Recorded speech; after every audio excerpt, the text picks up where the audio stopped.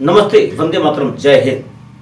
आप सभी का इस चैनल पर स्वागत, वंदन, अभिनंदन। इस निवेदन के साथ कि यदि अभी तक आपने चैनल को सब्सक्राइब नोटिफिकेशन के साथ नहीं किया है तो कृपया नोटिफिकेशन के साथ चैनल को सब्सक्राइब अवश्य करें और जागरूकता अभियान में हमारे हाथ से हाथ मिलाएं, कंधे से कंधा मिलाकर समाज को एक नई दिशा दें।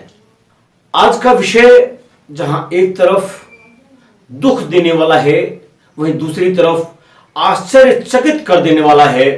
आपने बहुत सारी घटनाएं सुनी होंगी, कहीं गोली मार दी गई, कहीं कुछ और हो गया, कहीं जहर देकर मार दिया। लेकिन आज की घटना जिस पर मैं चर्चा करने जा रहा हूं वह कुछ विशेष है और दिव्यांगजन से जुड़ी है। जितने भी राजनीतिक गिद्ध हैं वे चाहे लखीमपुर की तथाकथित किसानों के प्रति अन्याय की बात हो या दक्षिण भारत में जात के नाम पर किसी व्यक्ति की हत्या का मामला हो, वहां पर ऐसे राजनीतिक गिद्ध तुरंत पहुंच जाते हैं। लेकिन जब दिव्यांगजन का विषय आता है तो वे पत्रकार भी जो राष्ट्र विरोधी गतिविधि में लगे हुए हैं, राष्ट्र निर्माण के विरोध में निरंतर कार्य करते रहते हैं, उनके मुंह में दही जम जाता है। शायद वे स्वीकार करने को तैयार नहीं होते कि हां, दिव्यांगजन भी इसी समाज के एक अंग हैं। जी हां, मैं बात करने चल रहा हूं केरल की उस 25 वर्षीय महिला की हत्या के मामले में जो तथ्य सामने आए हैं उत्तरा के विषय को लेकर के। संक्षेप में बताता चलूं, उत्तरा 25 वर्षीय महिला है, दिव्यांग है और सूरज उसका पति है जो बैंक में कर्मी था। धन की लालच में और उसकी संपत्ति को हड़पने के लिए उसने उससे शादी रचाई। शादी रचाने के बाद एक पुत्र पैदा होता है और जब 1 वर्ष का पुत्र हो जाता है तो वह उस धन को हड़पने की फिराक में लग जाता है। अपनी पत्नी को मारने के लिए एक नायाब तरीका ढूंढता है। गोली बारूद मिट्टी की तेल से जलाने की बात नहीं करता, सांप से कटवा कर उसको मृत्यु के मुंह तक पहुंचा देता है। पहले अटेम्प्ट में जब वाइपर से कटवाता है उस समय दुमंजिले पर लेटी हुई होती है, उससे निजात पाने के लिए अस्पताल जाना पड़ता है। जब तक वो रिकवर कर रही होती है, इसी बीच में उसका पति जो उसके मायके में ही पुनः डिनर के बाद अपनी पत्नी के कमरे में जाता है, नींद की गोलियां खिलाते हुए उसको उसके जानकारी के बगैर कोबरा से डसवाता है। ऐसे कोबरा से जिसको उसने 10,000 में खरीदा था और 12 दिन तक उसने एक जार में कैद करके रखा था उस कोबरा को, ताकि वो भूखा रहे और जब छोड़ा जाए तो काट सके। यहां पर जो ज्वलंत प्रश्न है इस बात का नहीं है कि उसकी हत्या कर दिया, क्योंकि व्यक्तिगत जो अपराध होते हैं उनको रोकना व्यक्ति के ही बस में होता है, सरकारों के बस में नहीं होता। ऑर्गेनाइज्ड क्राइम तो सरकारें और पुलिस रोक लेती है, लेकिन यह जो व्यक्तिगत अपराध है यह समाज और समाज के प्रत्येक व्यक्ति ही रोक सकते हैं और इस पर सबको चिंतन मंथन करने की आवश्यकता है। जहां एक तरफ मोदी जी की सरकार दिव्यांगजन अधिकार कानून लेकर 2016 में आई, उसकी चैप्टर 2 को जब देखते हैं तो यह भी उसमें लिखा हुआ है कि दिव्यांगजन को समाज में सम्मानजनक जीवन जीने का अधिकार है, सरकार इसका पूरा प्रयास करेगी। और इसी के साथ ही इसी चैप्टर में यह भी लिखा हुआ है कि दिव्यांगजन को दिव्यांगता के आधार पर परिवार से विलग नहीं किया जाएगा। लेकिन अफसोस, यहां विलग करने की बात कौन कहे, उसे तो मौत के मुंह में धकेल दिया गया, वो भी सांप के कटवाने के माध्यम से। यानी सांप ने उसको काटा और तब मौत के मुंह में धकेली गई। नायाब तरीका। अभी तक हमने नहीं सुना था कि हां, ऐसा पति भी होगा जो अपनी पत्नी को सांप से कटवाकर मारेगा।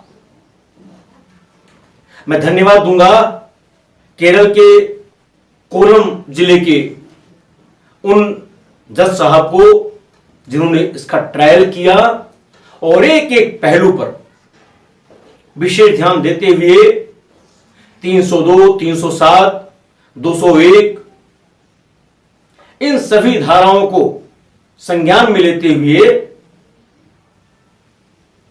उसको 17 वर्ष की कैद सुनाई, डबल लाइफ इंप्रिजनमेंट की सजा सुनाई। कानूनी लड़ाई है, जेल जाएंगे, बेल होगी, पुनः क्या होगा यह अपने में एक प्रश्न है। अभी निष्कर्ष पर हम नहीं पहुंच सकते, लेकिन जिस तरह से घटना का पर्दाफाश हुआ है वह निश्चित रूप से समाज को यह सोचने के लिए विवश करता है कि क्या दिव्यांगजन आज भी उसी तरह से उपेक्षा का शिकार हैं जिस तरह से मुगलों ने और अंग्रेजों ने उपेक्षित किया था। क्या उसी तरह से उपेक्षा के शिकार रहेंगे जिस तरह से भारत के आजाद होने के बावजूद भी, संविधान निर्माण के बाद भी दिव्यांगजनों को उनके अधिकारों से वंचित किया गया था। निश्चित रूप से मोदी जी की सरकार ने एक प्रयास किया है, योगी जी ने एक प्रयास किया है, लेकिन हमको आपको सोचना पड़ेगा दिव्यांगजन को आपस में समावेशी भारत के रूप में राष्ट्र निर्माण के लिए उनकी जो योजना है, उनके जो व्यक्तित्व है, उसका योगदान हो सके। इस विचार के साथ वो कोबरा जो डबल स्टोरी बिल्डिंग में नीचे से चढ़कर नहीं जा सकता, वो भी एसी रूम में जहां पर टाइल्स लगी और बिल्कुल स्लीपी फर्श है। बाबा सुरेश जो स्नेक एक्सपर्ट हैं, उनका भी कहना यही है। फोरेंसिक टीम ने पूरी जांच किया, जो स्नेक बाइट हुई है वो काफी गहरी है। जो कोबरा था वो 60 सेंटीमीटर का था जिसने बाइट किया, जिसने काटा उस महिला को। जिससे उसने सांप खरीदा था उसने बताया कि हाँ, मुझसे सांप खरीदे गए, अखबारों में पढ़कर मुझे पता लगा उसकी पत्नी की मृत्यु हो गई है। घरेलू हिंसा से महिलाओं के संरक्षण अधिनियम के अधीन पुलिस ने एफआईआर दर्ज करी और जो घरेलू हिंसा से महिलाओं का संरक्षण अधिनियम था उसमें भारतीय दंड विधान की धारा 34 भी जोड़ी गई। चूंकि सबने एक राय होकर के एक उद्देश्य से यह घटना कारित किया। यहां जो मैं कहना चाह रहा हूं, केरल राज्य जिसको हम बहुत शिक्षित राज्य कहते हैं, वहां पर साक्षरता का प्रतिशत बहुत ज्यादा है, ऐसा आंकड़ों में आता है। जब दिव्यांगजन अधिकार कानून अस्तित्व में आ गया तो जो अपराध कारित किया गया दिव्यांगजन के प्रति, इस पूरे निर्णय में उसका कहीं कोई उल्लेख नहीं है। वैसे सामान्य तौर पर आप देखेंगे जो राजनीतिक गिद्ध हैं, मैं नाम नहीं लूंगा, यहां पर नाम लेना पर पाप समझता हूं अपनी जुबान से उनका, काश ऐसे पत्रकार और ऐसे राजनेता केरल राज्य में भी जागरूकता फैलाते, दिव्यांगजनों के प्रति भी कुछ सोचते तो अच्छा लगता और लगता कि वास्तव में वे राष्ट्र के निर्माण में कुछ सहयोग दे रहे हैं। लेकिन कोई बात नहीं, ये तो उनका काम है, व्यवसाय है उनका, वो नहीं सोचते हैं। लेकिन हमको आपको सोचना है। दिव्यांगता कब किसको आ जाए, किस प्रकार आ जाए, कुछ नहीं पता है। हमें हर एक को संरक्षित सुरक्षित रखना है एक मानव होने के नाते।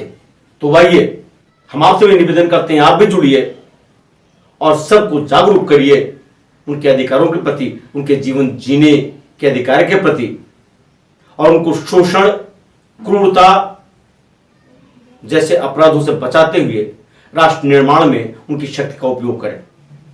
लेकिन हाँ, चलते चलते अगर आपने अभी तक चैनल को सब्सक्राइब नहीं किया तो निवेदन जरूर रहेगा कि नोटिफिकेशन के साथ सब्सक्राइब अवश्य करें। बहुत बहुत धन्यवाद। वंदे मातरम। जय हिंद।